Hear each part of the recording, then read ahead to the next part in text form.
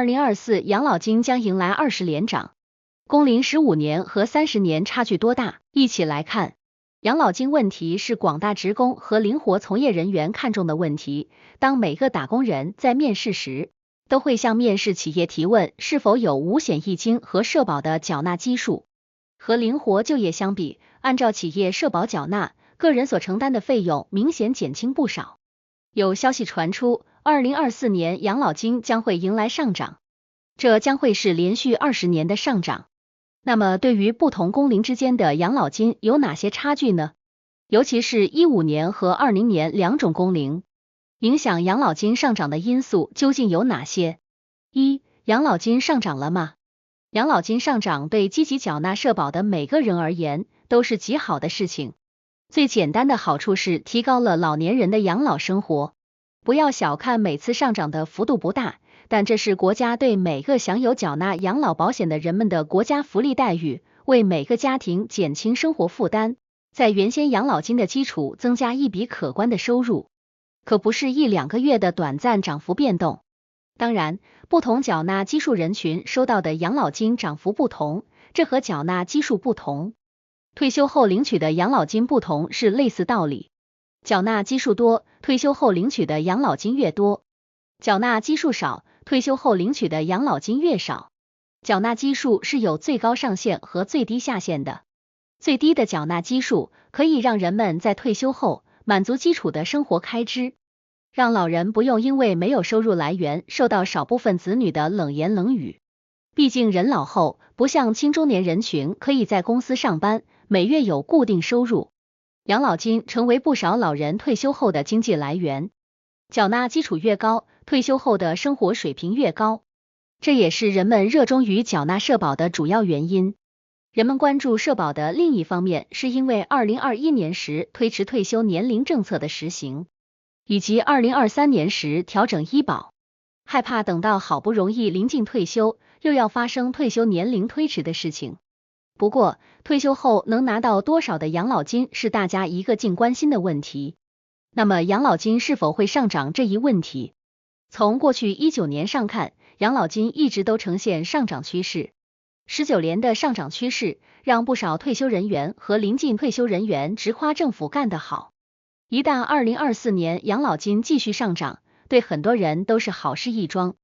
特别是已经退休的老年人和即将退休的老年人。值得注意的是，男性养老金的领取是在60岁，女性养老金的领取是在55岁。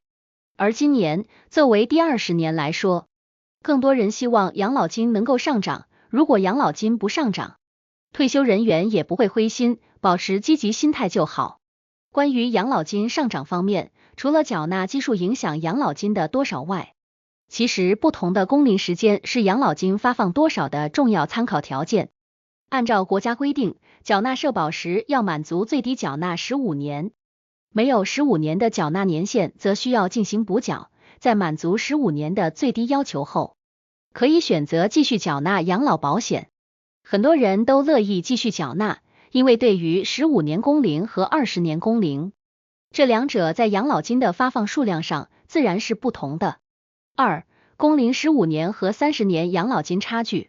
养老保险的缴纳工龄上，可以简单透过养老账户上的养老金金额来对比。20年的工龄比15年的工龄要多出5年，多出5年的缴纳金额一部分会累计上养老保险账户上，等到退休后，国家再以每月打款的方式打入退休人员银行卡上，而不是一次性到账。只有出国定居、死亡等方式办理一次性提取业务。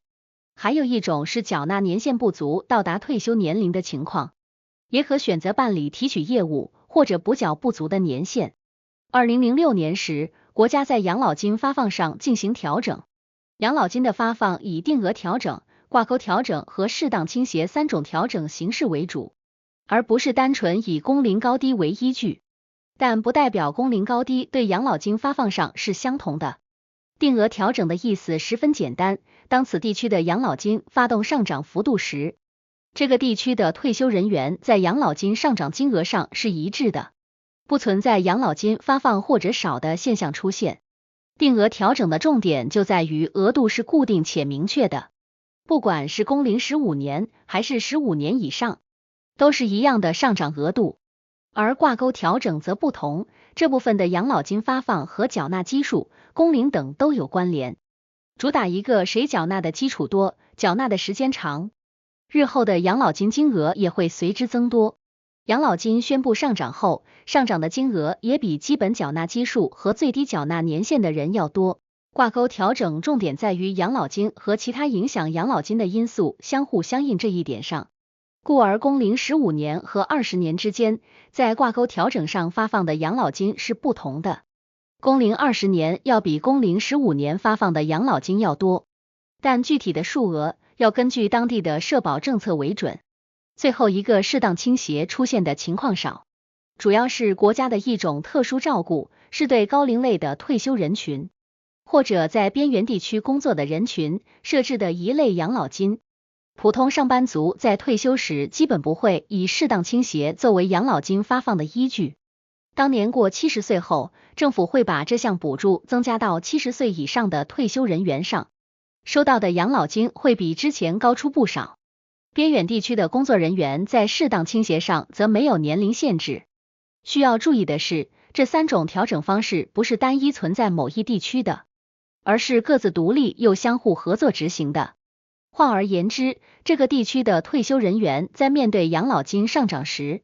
可以领取到固定的上涨额度后，在缴纳基数、工龄等诸多因素影响下，领取到与之对应的上涨金额。同时，只要满足70岁的年龄限制和边远地区从业人员的要求，还能再领取最后一部分上涨的养老金。这也表示养老金的调整不只是从缴纳养老保险的费用上出发，考虑到了民众的收入情况、生活是否稳定等不同方面，兼顾到不同退休人员的养老生活。影响养老金不单单只是基于缴纳基数和工龄2种因素，其实退休时间和当地平均工资、物价等也会影响到养老金的上涨。3、影响养老金的因素有哪些？继国家延长退休时间后，也间接带动了日后养老金发放金额的变化。除此外，当地养老金的平均水平和平均工资间接表明这个地区的养老金发放水平。个人平均工资不高，退休后收到的养老金不算高。如作为北上广的1线城市，自然和名不见经传的小县城相比，在平均工资上差距是极大的。在养老金的计算上，该地的平均工资被划入计算范畴内，与养老金发放相互联系。对于养老金发放差距和后续上涨差距后，针对不同的差距有着不同的办法。首先要保证自己对养老金的政策熟悉了解，这是自己的福利保障，也是涉及到后续退休生活是否美好的问题所在。因而，面对养老金的涨幅变动情况，不妨关注当地的社保局，当养老金发放出现变动时，社保会对第一时间发出公告。网上有很多预估退休后养老金发放金额的软件，若对养老金的计算感到繁琐时，可以选择预估一番，但这项预估可能存在偏差，不能全然相信。另外，缴纳养老保险的工龄延长，日后的养老金发放会增加。在选择公司时，优先选择提供五险一金的公司。比起灵活缴纳社保来说，企业缴纳的方式让每个月的负担都会减轻，会承担大部分的缴纳金额。在问清是否缴纳五险一金时，可以提前询问具体的缴纳基数，方便自己查询退休后能领到的养老金大概区位。再者，提前为退休后做打算，若是缴纳的养老保险基数偏小，退休后领取到的养老金只能维持正常花销，无法进行大额开销，把养老生活过好、过舒服。一笔提前准备好的退休金的好处就体现出来，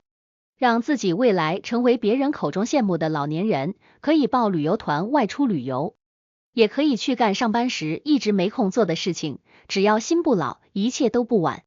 最后，对于工龄时长的不同，可以延长养老保险的缴纳时间，或者是延迟退休时间，以此来减少工龄上的差距，增加养老金发放和缩短后续上涨数额的变化。这4点可以缩短退休后的养老金差距问题，也能让养老生活过得更好。也会击中老人另一方面的考虑，即往往不太愿意成为子女的负担。结语：综合养老金的影响因素来说，2024年养老金上涨还要看多方面的原因。不过，连续19年的上涨，也许在2024年养老金的上涨机会更大。退休人员日后养老生活安排也会舒心许多。未来社会不断进步，法治更健全，生活水平持续提高。在养老金的发放和机制上也会进行优化和完善。这个过程是繁重且长期的，但要相信党和政府，相信国家。中国永远都是以广大人们的利益为重心，而不是少数人的利益。这一点和国外的资本主义国家相比，已经有无数例子来验证。